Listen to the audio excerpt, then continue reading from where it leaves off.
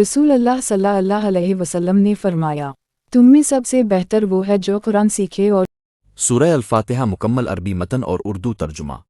ایک بسم اللہ الرحمن الرحیم۔ ترجمہ اللہ کے نام سے شروع جو نہایت مہربان بہت رحم والا ہے۔ دو الحمد للہ رب العالمین۔ ترجمہ تمام تعریفیں اللہ ہی کے لیے ہیں جو تمام جہانوں کا رب ہے۔ تین الرحمن الرحیم۔